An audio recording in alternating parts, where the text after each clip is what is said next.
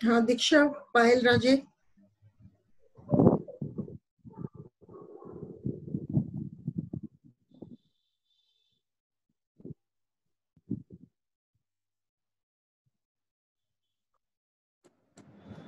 कांता जाट।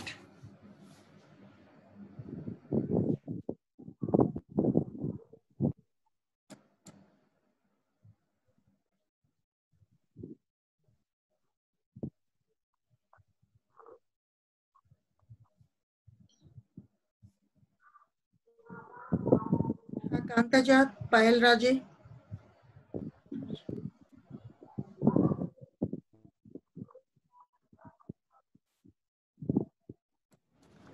कोमल कंवर। कोमल कंवर आ गई।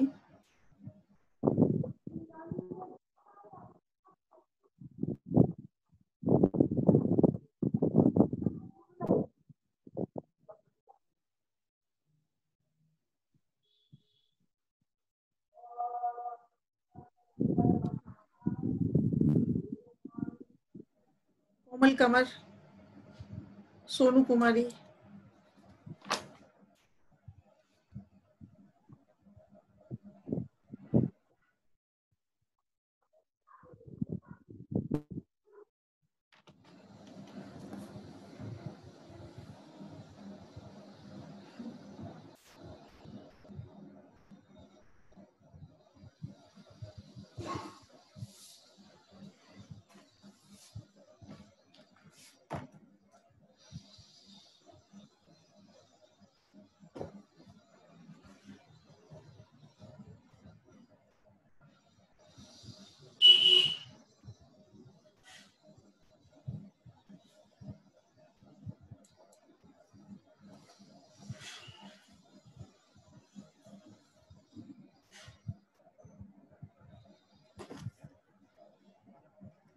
पिंकी चौधरी।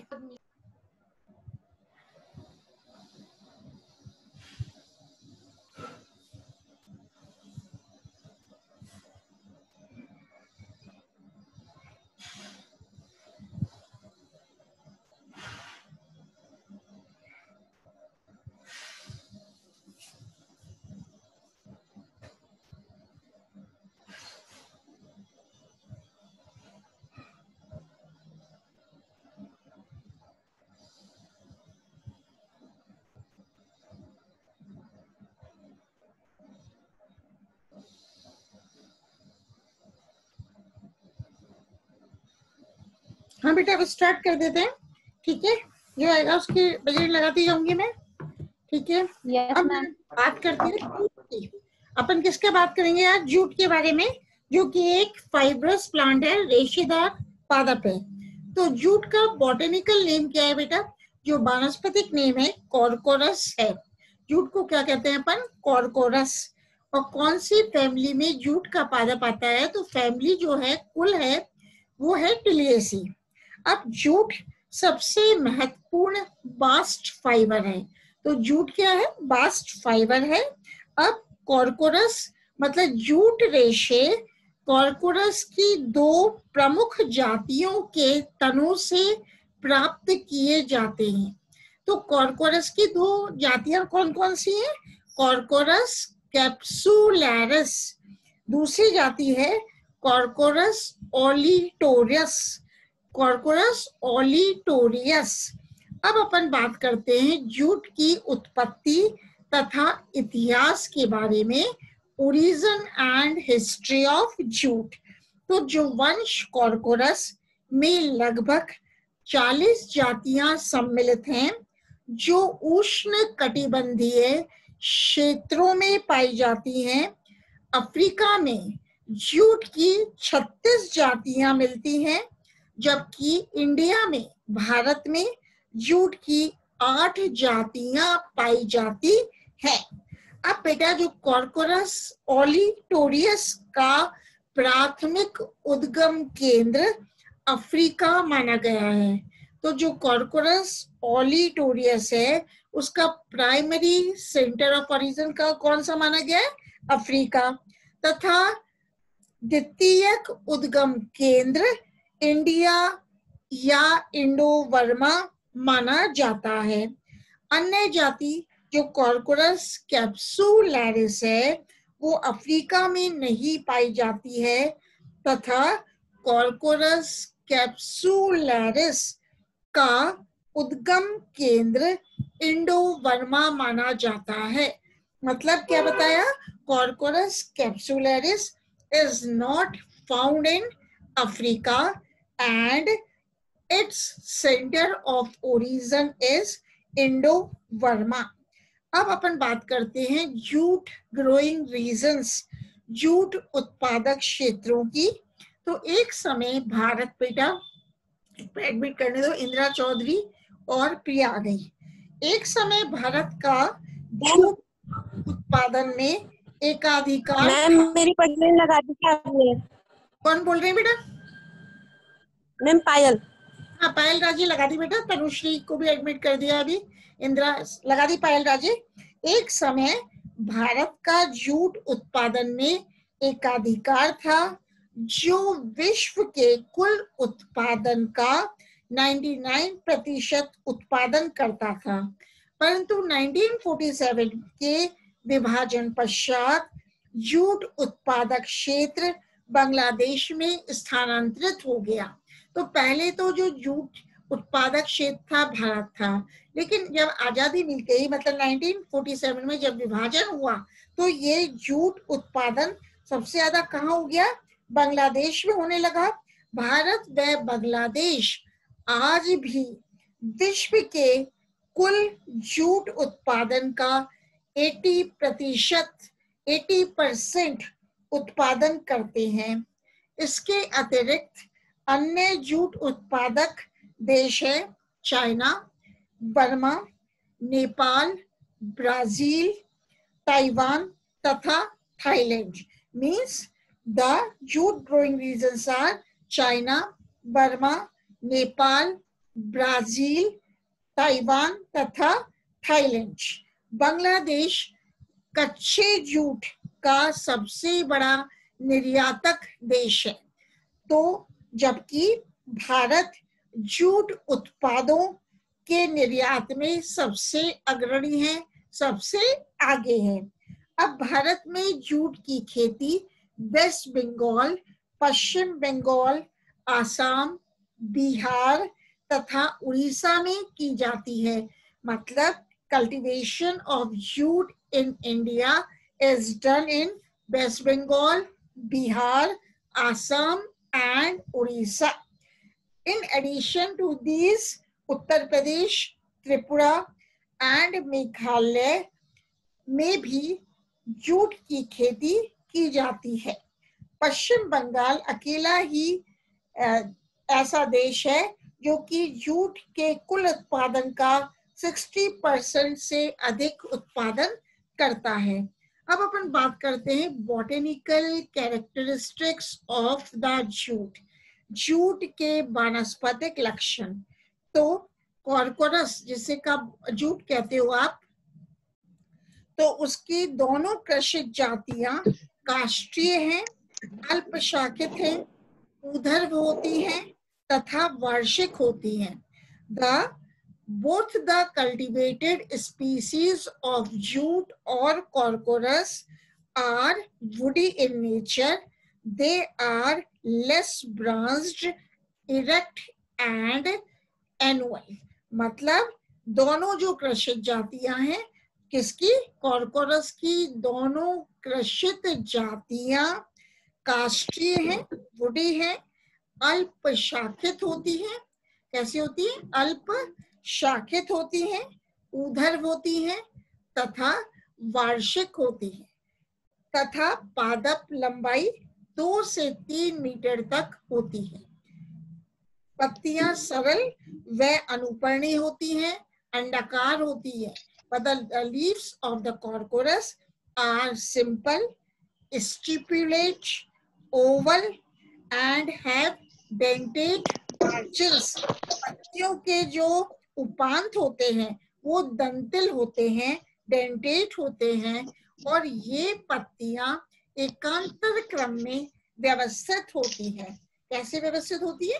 एकांतर क्रम में ये पत्तियां व्यवस्थित होती हैं, मतलब leaves are arranged in alternate manner.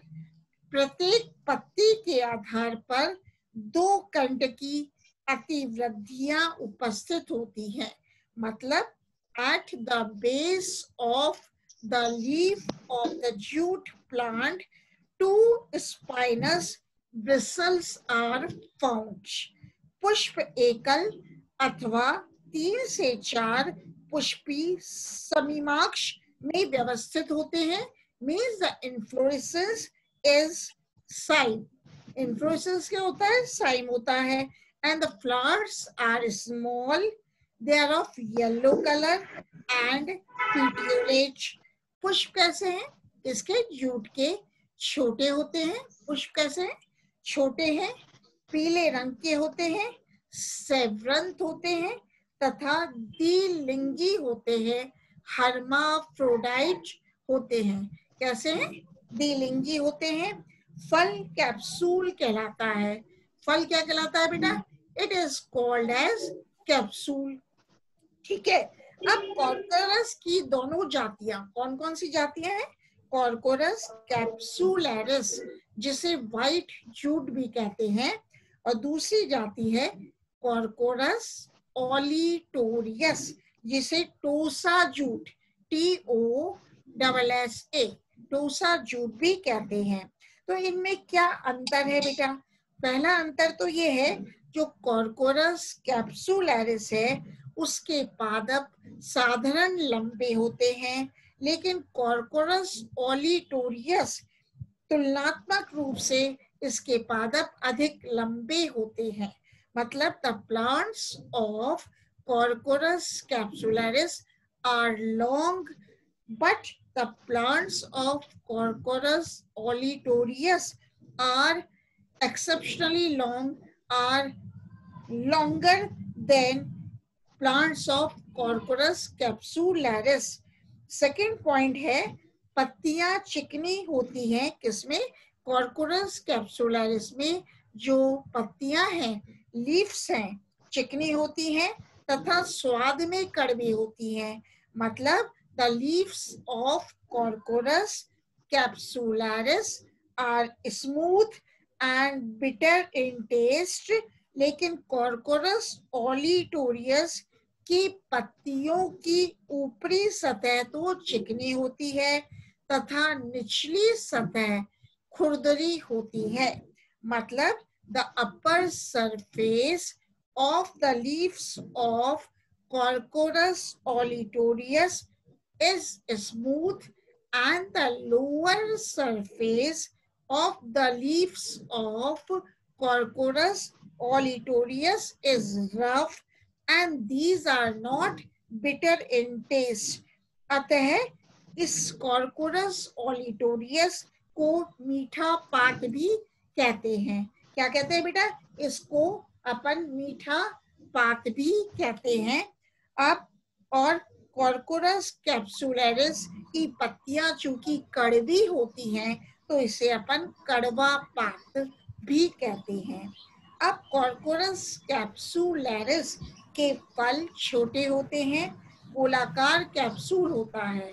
मतलब the fruit is a capsule, it is small and spherical in Corchorus capsularis. लेकिन कॉर्कोरस ओलिटोरियस भी जो कैप्सूल है वो लंबा होता है, बेलनाकार होता है तथा उभार युक्त होता है। मतलब in Corchorus olitorius the capsule is long and cylindrical. And next difference क्या है? बीज बड़े होते हैं। कॉर्कोरस कैप्सुलैरिस के जो सीड्स हैं, बीज हैं, बड़े होते हैं तथा भूरे रंग के होते हैं। लेकिन कॉर्कोरस ओलिटोरियस के बीज छोटे, हरे, धूसर या काले रंग के होते हैं। नेक्स्ट डिफरेंस है, कॉर्कोरस कैप्सुलैरिस के रेशे निम्न गुणवत्ता के होते हैं, लोअर क्वालिटी के होते हैं। लेकिन कॉर्कोरस ओलिटोरियस के फाइबर्स और रेशे तुलनात्मक रूप से नरम, मजबूत तथा अच्छी गुणवत्ता के हाई क्वालिटी के होते हैं। कॉर्कोरस कैप्सुलैरिस निम्न भूमि जाति है, मतलब it is a lowland species. Corchorus capsularis is a lowland species जो कि जल आक्रांत स्थिति सह सकती है, लेकिन कॉर्कोरस ओलिटोरियस ये ऊपरी भूमि जाती है। Means Corchorus olitorius is upland species और ये जल आक्रांत स्थिति सह नहीं सकती। अब बेटा अपन बात करते हैं जूट के क्लाइमेट एंड सॉइल के बारे में, जलवायु तथा मृदा के बारे में। तो जूट की फसल के लिए उष्ण तथा नम जलवायु की आवश्यकता होती है। 150 से 250 सेंटीमीटर वर्षा वाले क्षेत्र तथा औसत तापमान 20 से 38 डिग्री सेंटीग्रेड पर जूट की वृद्धि उत्तम होती है। तो भारत में अधिकतर कॉर्कोरस कैप्सुलैरिस की खेती की जाती है जो जल संग्राहक अवस्था को सह सकता है। मतलब in India Corchorus capsularis cultivation is done because this species of Corchorus, that is Corchorus capsularis, can tolerate the water-logged condition and it requires 150 to 250 centimeter rainfall and the average temperature ranges from 20 degrees centigrade to 38 degree centigrade. तो अब अपन बात करते हैं इसकी cultivation के बारे में, खेती करना कि जूट की खेती कैसे की जाती है। सबसे पहले जूट की फसल को वर्षा ऋतु के प्रारंभ होने से पहले बोया जाता है। खेत को पहले अच्छी तरह जोतकर तैयार किया जाता है, मतलब the field is thoroughly plowed। फिर कॉर्कोरस कैप्सुलैरिस को फरवरी से मार्च तथा कॉर्कोरस ओलिटोरियस को अप्रैल मध्य तक बोया जाता है। मतलब Corchorus capsularis is sown in the month of February to March and Corchorus olitorius is sown in the month of April। and जब फसल की बुवाई बीजों को बिखेर कर की जाती है, क्या होती है जो फसल है उसकी बुवाई बीजों को बिखेर कर की जाती है। मतलब the seeds are sown by broadcasting method। बीज अंकुरण के पश्चात निराई द्वारा पौधे के मध्य की दूरी 4 से 6 इंच के बीच रखी जाती है। बाढ़ के जल से मृदा जमाव वाले क्षेत्रों में खाद की आवश्यकता नहीं होती, परंतु अन्य प्रकार की मृदा में गोबर की खाद तथा लकड़ी की राख मिलाई जाती है। क्या मिलाते हैं? गोबर की खाद या लकड़ी की राख मिलाई जाती है।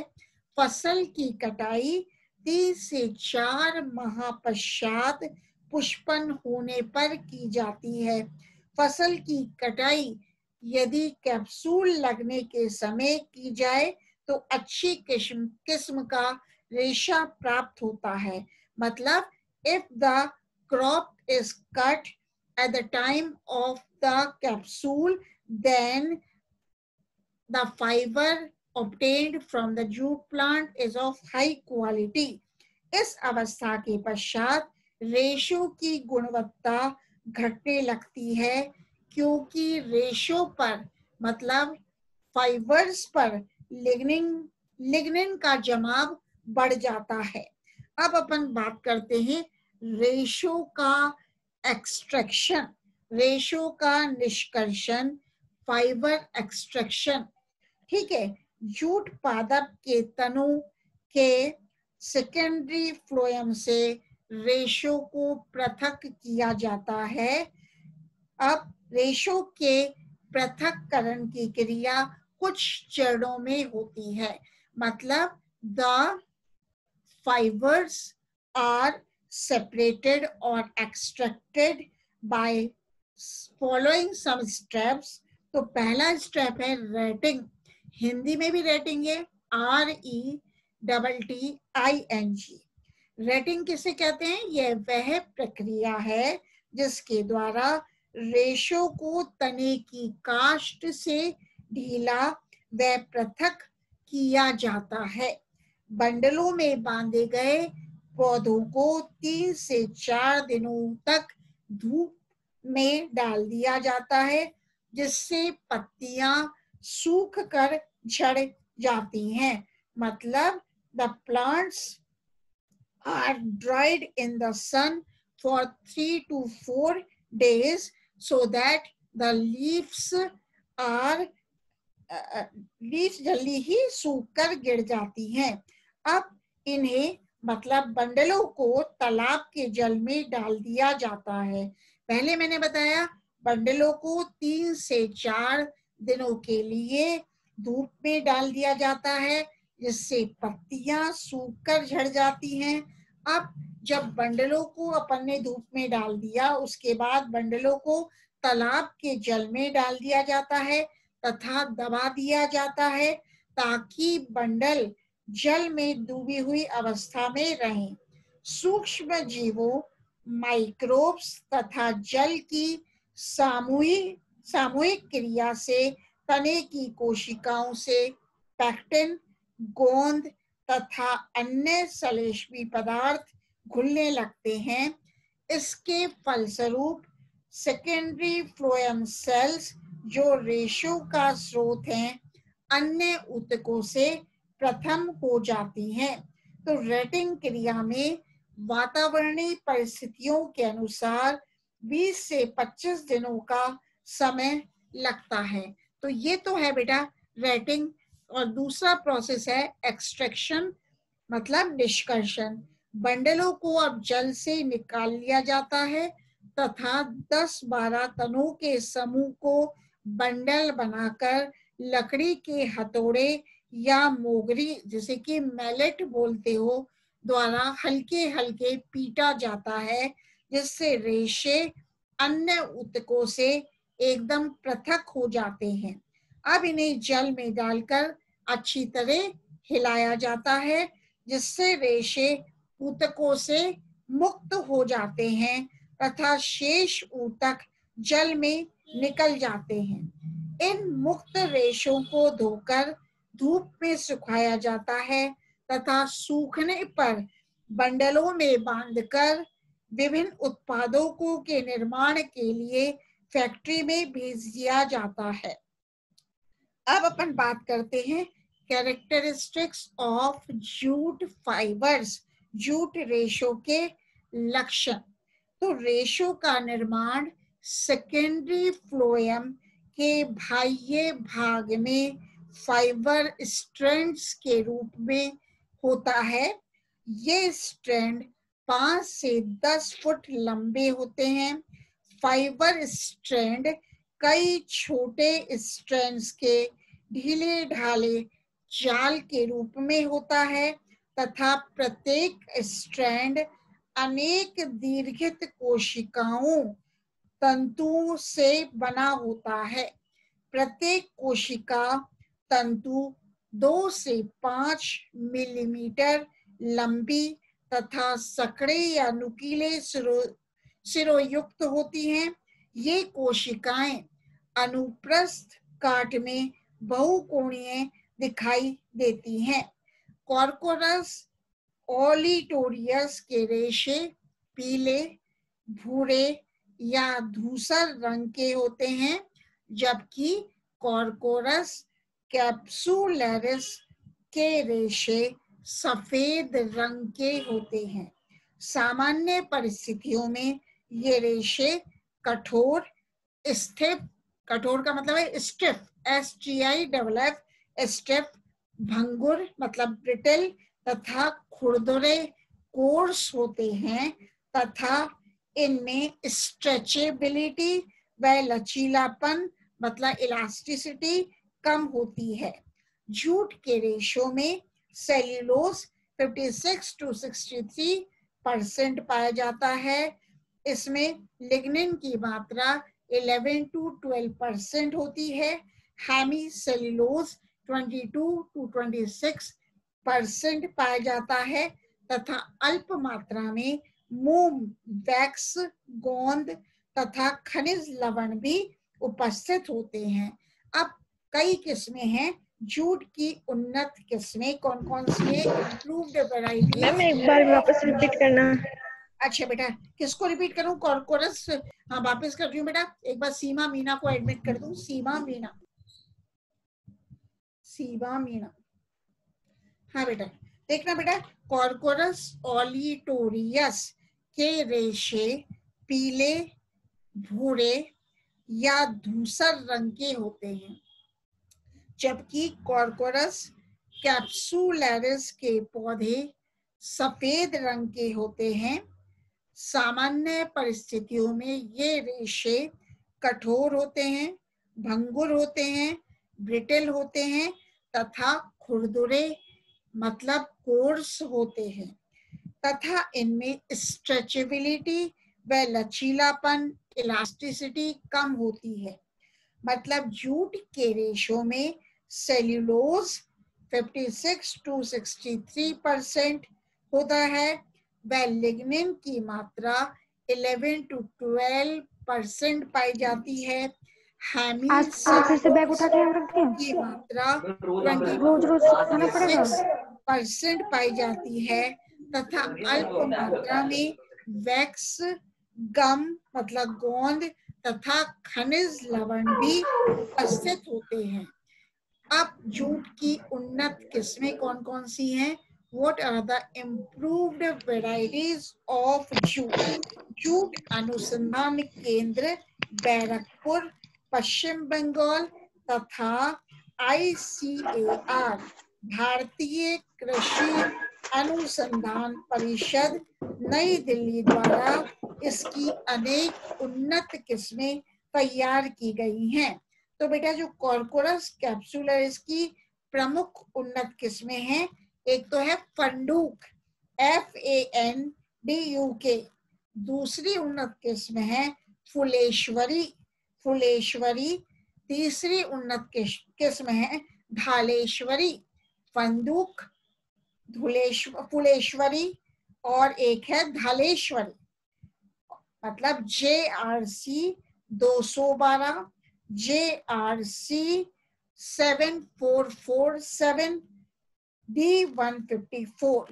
कॉर्कोरस ओलिटोरियस की भी कुछ उन्नत किस्में हैं, इम्प्रूव्ड वैरायटीज हैं, जो कि हैं टोसा TOSAH, देशी DESI, चिंसूरा JRO 524 मैम एक बार दोबारा बता वैरायटी। 7835। मैम एक बार दोबारा बताओ वैरायटी और कैप्सुलरिस की। हाँ बेटा, कॉर्कोरस कैप्सुलरिस की कुछ उन्नत किस्में हैं। कौन कौन सी? एक तो है फंडुक FANDUK, फंडुक है, फुलेश्वरी है, ढालेश्वरी है और 212 JRC 7447 D154।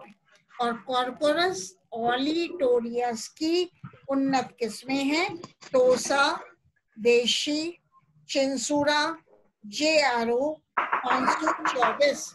अब लास्ट अपन बात करते हैं जूट के उपयोग के बारे में, मतलब यूजेस ऑफ जूट।